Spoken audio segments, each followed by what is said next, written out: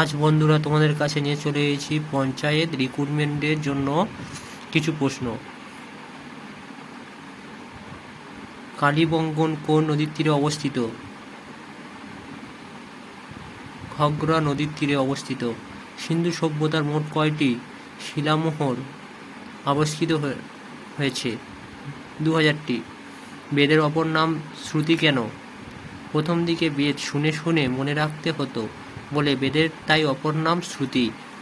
পৃথিবীর প্রাচীনতম গ্রন্থ কোনটি? ঋগ্বেদ। ঋগ্বেদ বৈদিক যুগের পরিবারের প্রধান কে কি বলা হতো? কুলপতি বা কুলপা। বালিকে। বালি হল ঋগ্বৈদিক যুগের এক প্রকার অনিয়মিত কর। ঋগ্বেদের যুগের কয়েকজন বিদেশী নারীর নাম লেখো। ঘোষা, বিশ্ববারা, আপোলা ও লোপমুদ্রা।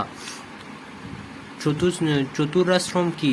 বৈদিক যুগের মানুষের জীবনের চারটি পর্যায়: ব্রহ্মচর্য, গৃহস্থ ও বানহস্থ ও সন্ন্যাস। নিষ্ক কি?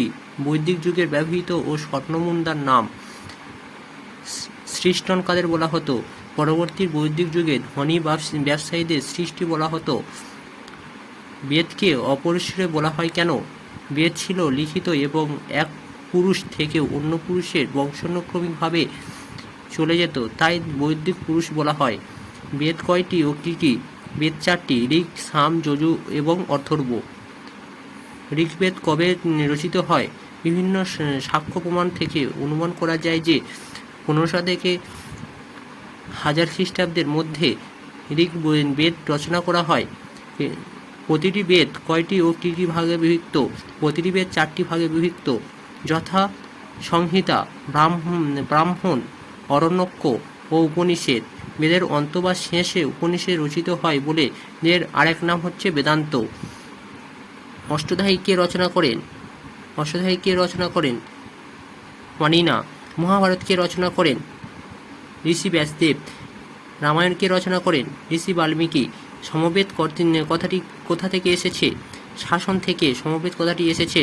সমবেত মোট কয়টি স্তোত্র রয়েছে?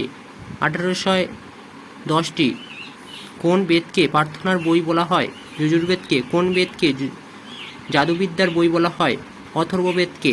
ঋগ্বেদ, সমবেদ ও যজুর্বেদকে একত্রে কি বলা হয়? ত্রয়ী বলা হয়। কোন বেদকে অনার্য বেদ বলা হয়? অথর্ববেদকে। ভারতের মোট কয়টি উপনিষদ পাওয়া গেছে? 108টি। ভারতের জাতীয় প্রতীকের নিচে লেখা সত্যতম জয়তে কথাটি কোথা থেকে এসেছে? মুক্ত উপনিষদ থেকে। সবচেয়ে প্রাচীন উপনিষদ কোনটি? বৃহদ্রণ্য ও ছন্দ উপনিষদ হল প্রাচীনতম উপনিষদ।